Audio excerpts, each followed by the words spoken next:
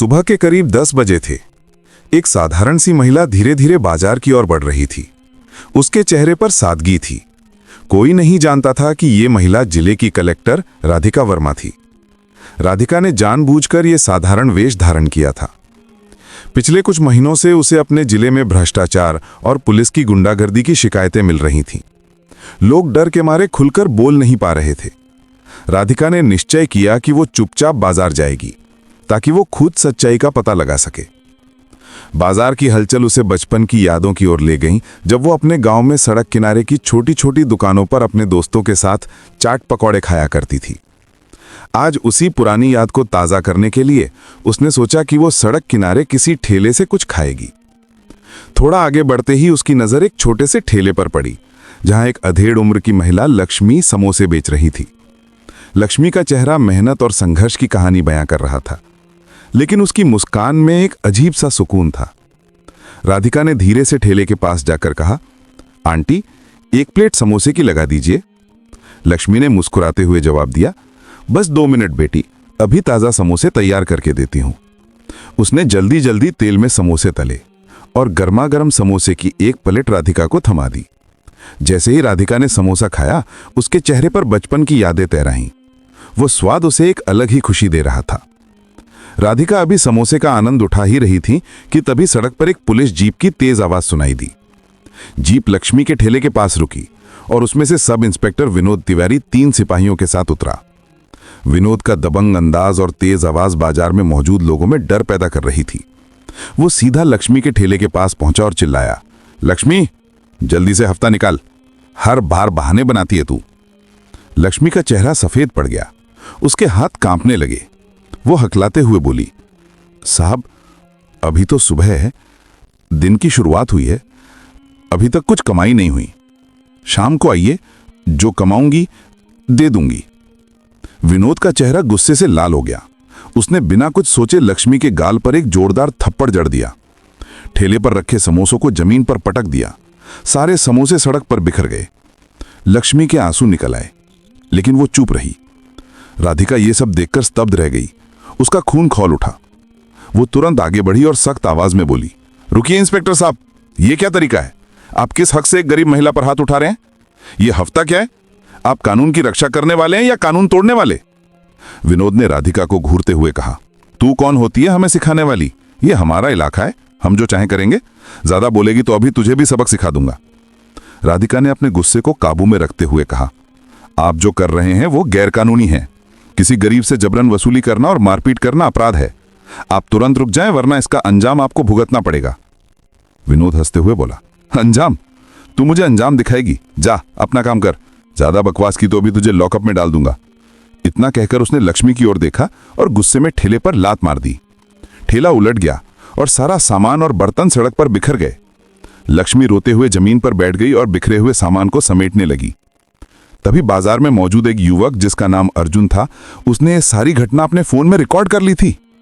विनोद ने अर्जुन को देखा और चिल्लाया, अरे तू क्या कर रहा है? फोन नीचे रख, वरना अभी तोड़ दूंगा। अर्जुन डर गया, लेकिन राधिका ने उसे पीछे खींच लिया और विनोद से कहा, आप एक गरीब महिला को मार रहे हैं और अब एक लड़के को धमका रहे हैं?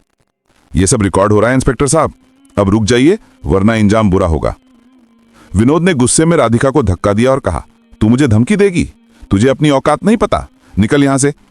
उसने राधिका के कंधे पर जोर से धक्का मारा, जिससे वो थोड़ा लड़खड़ा गई, लेकिन राधिका ने खुद को संभाला और बोली, आपने मुझ पर हाथ उठाया, अब मैं आपको और आपकी गलती को माफ नहीं करूंगी। विनोद और उसके साथी हवलदार हंसते हुए वहां से चले गए। जाते जाते विनोद ने लक्ष्मी को धमकी दी, शाम को फिर आऊंगा, अगर पैसे नहीं मिले तो यहां सिर्फ ठेला गजाने का सपना देखना। राधिका तुरंत लक्ष्मी के पास गई और उसे दिलासा दी, आंटी सब ठीक हो जाएगा, फिक्र मत कीजिए, मैं इन लोगों को सबक सिखाऊंगी, आप बस घर जाइए और आराम कीजिए। लक्ष्मी ने रोते हुए कहा, बेटी तूने मेरे लिए इतना क्यों किया? तुझे भी इनके गुस्से का शिकार होना पड़ा। ये पुलिस वाले हैं, इनका कुछ नहीं बिगड़ सकता। सालों से हम गरीबों पर जुल्म कर रहे हैं, हम कुछ नहीं कर सकते। राधिका ने गहरी सांस ली और बोली, नहीं आंटी, अब बहुत हो गया, मैं जानती हूं कि मैं क्या कर सकती हूं। इन लोगों को उनके गुनाहों की सजा जरूर मिलेगी, आप बस मुझ पर भरोसा रखिए। इतना कहकर राधिका वहां से निकल गई। तभी अर्जुन राधिका के पास आया और धीरे से बोला, मैडम, मैंने सब रिकॉर्ड कर लिया है। अगर आप चाहें तो मैं इसे अपने सोशल मीडिया अकाउंट पर डाल सकता हूं। राधिका ने उसे देखा और कहा, अर्जुन, अभी इसे पब्लिश मत करना, पहले मुझे कुछ और सबूत जुटाने दो, लेकिन तुम्हारा ये वीडियो बहुत काम आएगा, इसे मेरे पास भेज दो। अर्जुन ने तुरंत वीडियो राधिका के फोन पर भेज दिया। फिर राधिका वहां से घर की ओर निकल गई। घर पहुंचते ही राधिका का दिमाग उस घटना को भूल नहीं पा रहा था। उसने अर्जुन के भेजे वीडियो को फिर से देखा और अपने फोन में रिकॉर्ड की गई कुछ तस्वीरें चेक की। उसने तय किया कि वो अगले दिन साधारण वेश में थाने जाएगी और विनोद तिवारी के खिलाफ शिकायत दर्ज कराएगी। लेकिन उसका मकसद केवल शिकायत दर्ज करना नहीं था, वो ये देखना चाहती थी कि थाने में इस तरह की शिकायतों को कैसे हैंडल किया जाता है।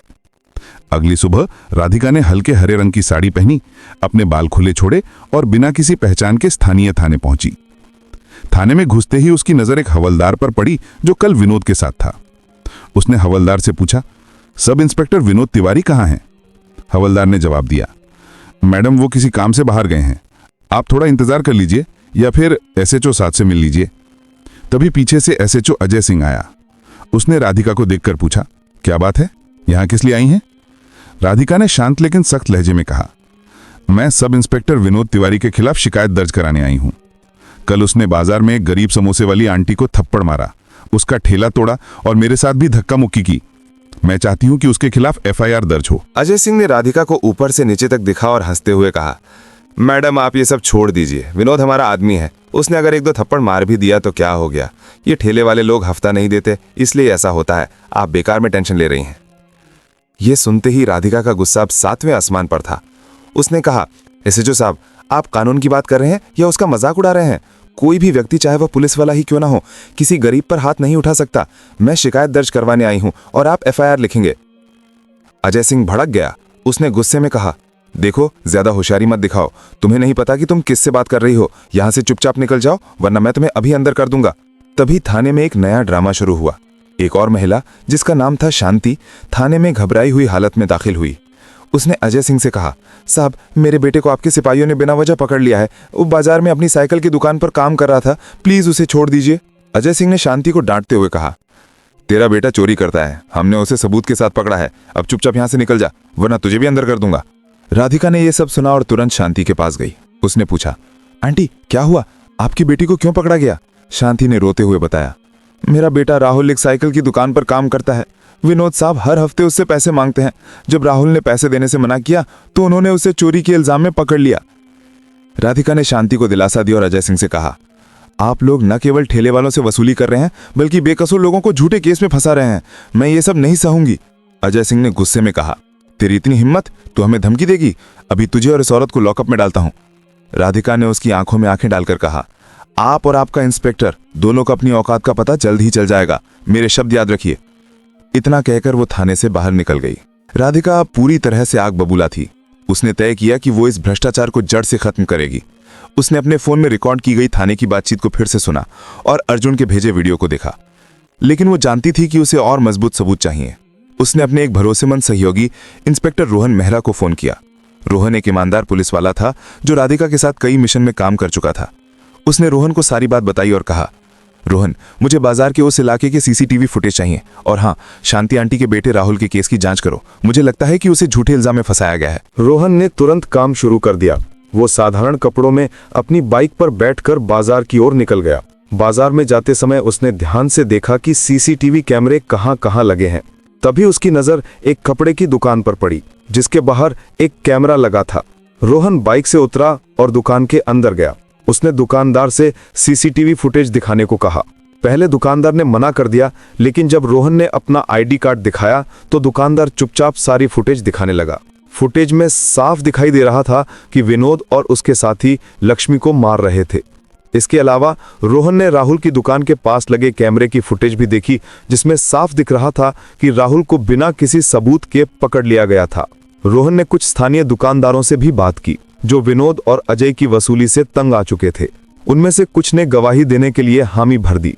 एक दुकानदार रामू चाचा ने बताया कि विनोद ने कई बार उससे भी पैसे वसूले थे और धमकी दी थी कि अगर उसने शिकायत की तो उसकी दुकान बंद करवा दी जाएगी। इसी बीच अर्जुन ने राधिका से दोबारा संपर्क किया।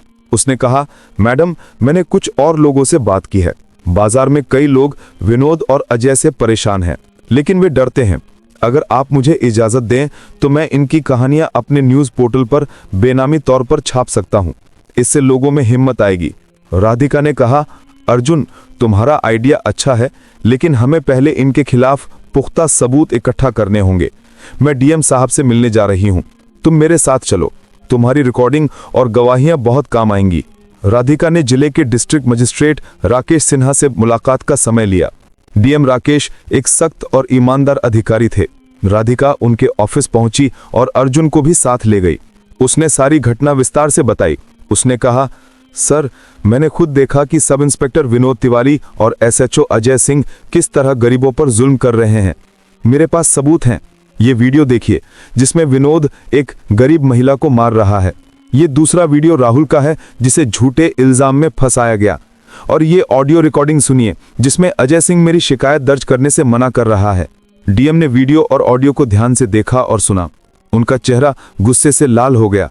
उन्होंने कहा, राधिका जी, ये बेहद शर्मनाक है। अगर पुलिस ही इस तरह का व्यवहार करेगी तो जनता का भरोसा कैसे कायम रहेगा। मैं तुरंत इस मामले की जांच करवाऊंगा और इन दोनों को सस्पेंड करूंगा, लेकिन हमें इसे सार्वजनिक करना होगा। राधिका ने सुझाव दिया, सर, क्यों ना हम एक प्रेस कॉन्फ्रेंस बुलाएं, उसमें सारे सबूत दिखाएं और इन दोनों के खिलाफ कार्रवाई का ऐलान करें। अर्जुन इस न्यूज़ पोर्टल की मदद से इस खबर को और फैला सकता है। डीएम ने सहमति जताई और अगले दिन के लिए एक प्रेस कॉन्फ्रेंस आयोजित करने का आदेश दिया। अगली सुबह शहर के सबसे बड़े सरकारी हॉल में प्रेस कॉन्फ्रेंस का आयोजन हुआ। हॉल में जिले के बड़े बड़े अधिकारी, नेता, पत्रकार और स्थानीय लोग मौजूद थे। लक्ष्मी और शांति भी वहां मौजूद थीं। माहौल गंभीर था।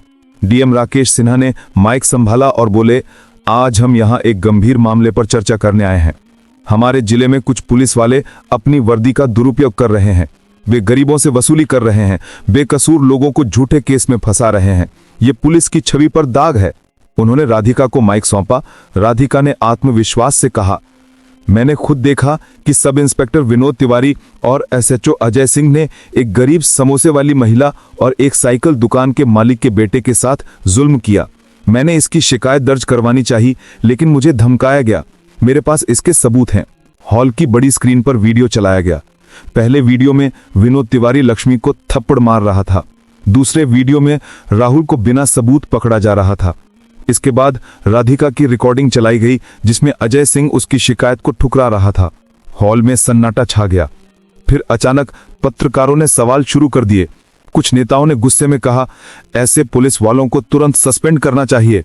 डीएम ने फिर माइक लिया और ऐलान किया, आज से सब इंस्पेक्टर विनोद तिवारी और एसएचओ अजय सिंह को तत्काल प्रभाव से निलंबित किया जाता है।